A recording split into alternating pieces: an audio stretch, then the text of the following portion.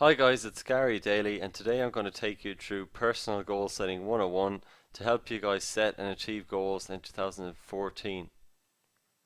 Now, I always like to start off any presentation with a quote, and today it's from Peter Drucker because I think this sets the theme of the presentation or even of goals. If you can't measure something, you can't manage it.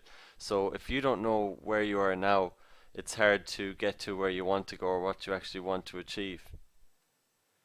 Now, just a little bit about me. I am the author of a book called Personal Goal Setting. So, I've spent hundreds of hours in seminars learning from successful people, and I've distilled it down to 8 insider secrets to help you achieve massive success personally and professionally.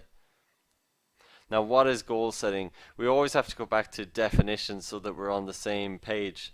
So, the Oxford English Dictionary's definition of a goal is the object of a person's ambition or effort, which is basically an aim or desired result. So, it all goes back to a desire. So, it's something that you really actually want to achieve. Now, there's different types of goals as well. So, there's physical, health, spirituality, relationships, finances, career or business, or even experiences. So, for instance, when I say experiences, I can mean something like a skydive or traveling or maybe doing charity work, little things like that. They're all goals. Now, it just depends which ones you want to achieve. Now, there may be more goals, or there may be more categories, should I say, of goals, but these are generally, you'll find that this is the typical categories that a lot of the gurus would actually use.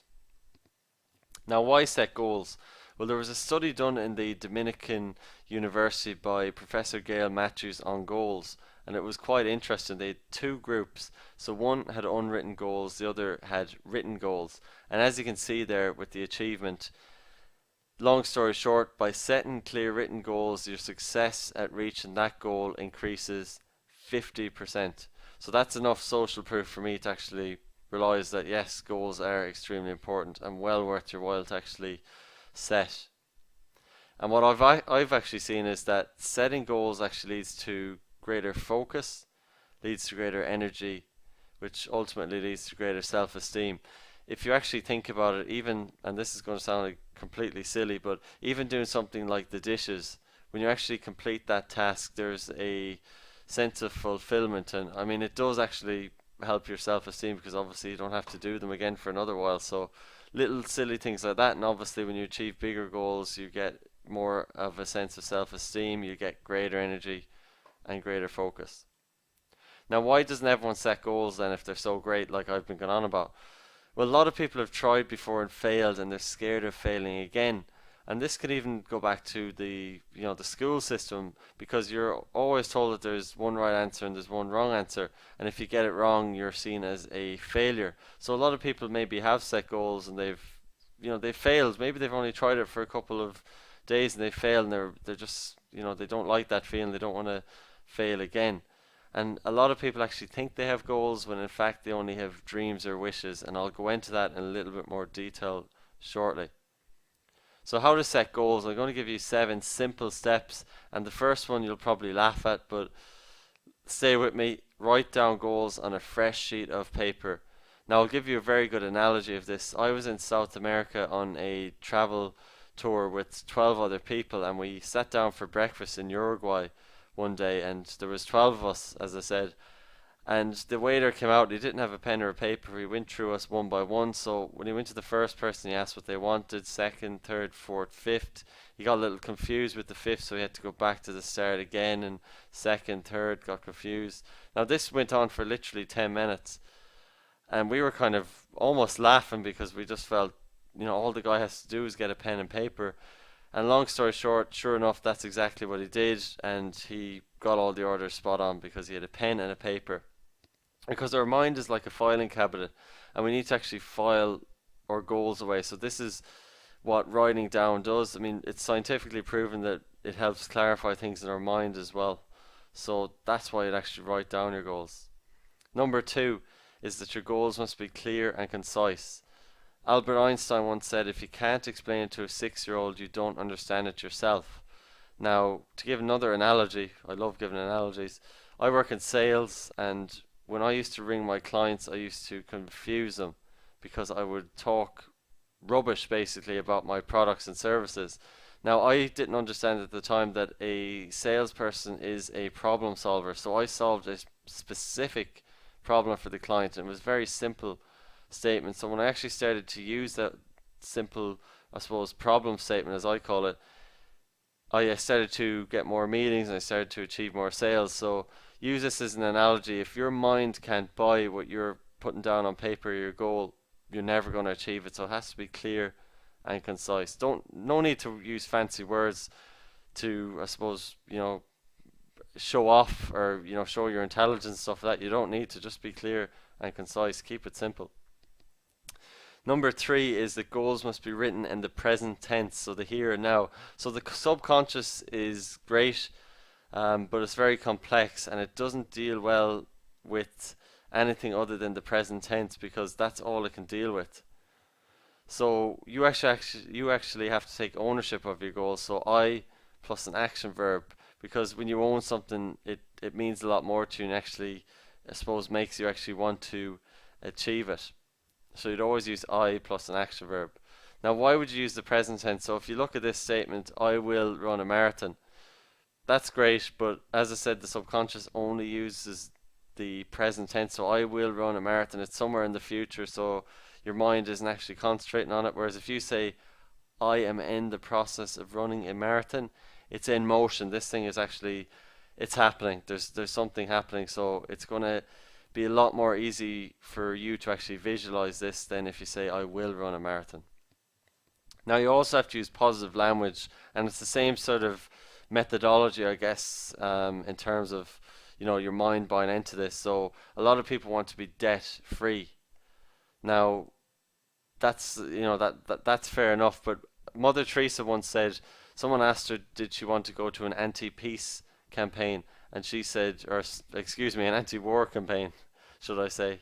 That wouldn't make sense, an anti-peace campaign, but an anti-war campaign. And she said no. She goes, I'd rather go to a peace campaign. So that's where she was almost using this, positive language. And you would never use something like no, not, never, isn't, etc. Because once again, your subconscious does not deal with this. So instead of saying debt free, you would say I'm in the process of being completely solvent and building my wealth every day. So solvent is the direct opposite of debt free. And this is more of an affirmation that I use rather than an actual goal setting, but it's just good to understand why you would actually use positive language. Step number 4, your goals must be measurable. Once again, at the sounding like a bore here, but you have to look at your definitions. So measurable is basically comparing something with a standard. So if you go to the gym and you don't know what your weight is or what you can actually lift, it's going to be very hard to actually achieve any goal that you set, because you need to have a baseline. You need to know where you're starting off from in order to actually achieve something. So it needs to be measurable. The goal has to be measurable.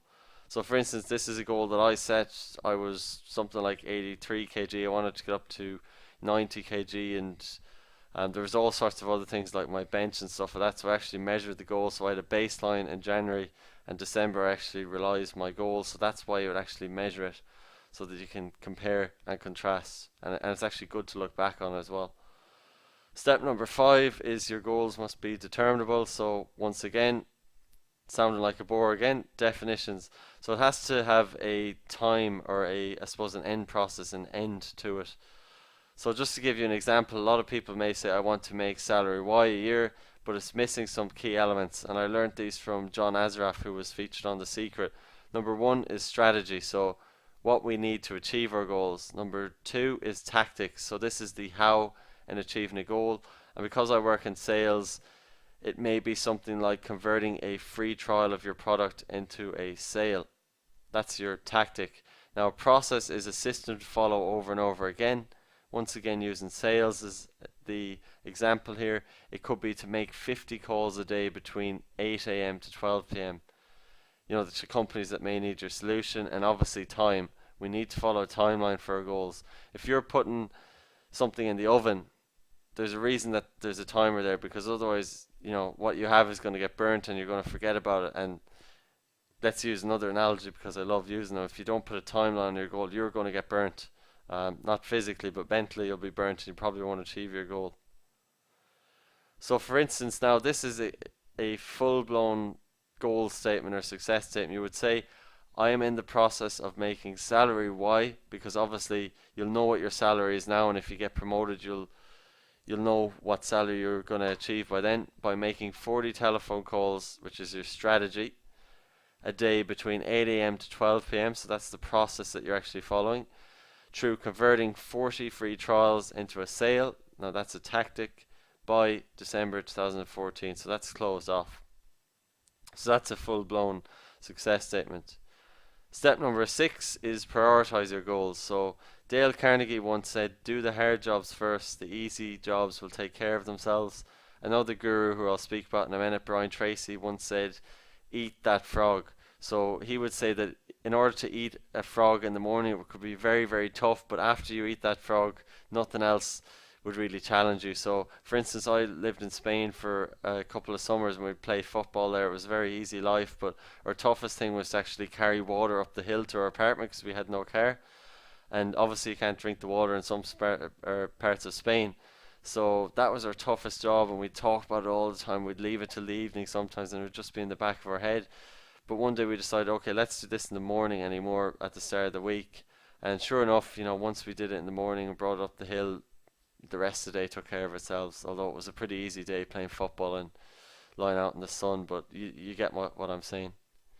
Step 7 is to find an accountability partner. Now, this doesn't have to be a friend per se, because they're going to have to say things to you that may, you can't take what they say to heart, because they have to be your critic. They have to tell you if you're slacking off and things like that. It's almost like if you get a coach or a personal trainer, they're not there to say, oh, you're doing excellent if you're not. They're going to tell you, okay, maybe why don't you try this? And you can bounce ideas off each other as well and get a bit of synergy going.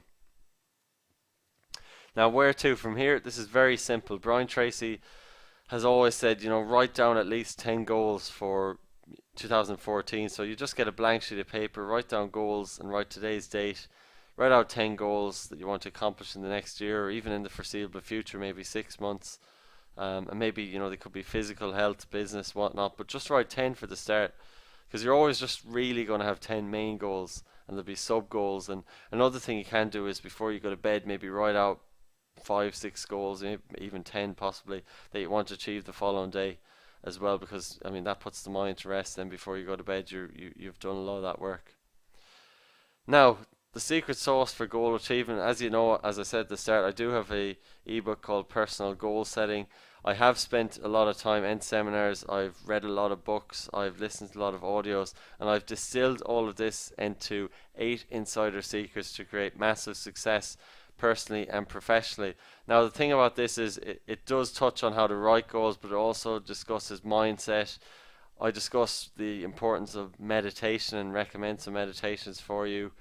It talks about fear, and I relate this kind of to my own, personal life, I suppose, and also what I've learned from the gurus, and a lot of mindset stuff, and it's so important, the mindset. So if you want to get that, it's only $9.97 Australian for the ebook version, because I'm still waiting to get the actual hardback version. Go to http://achievegoalsinlife.com/personal goal setting.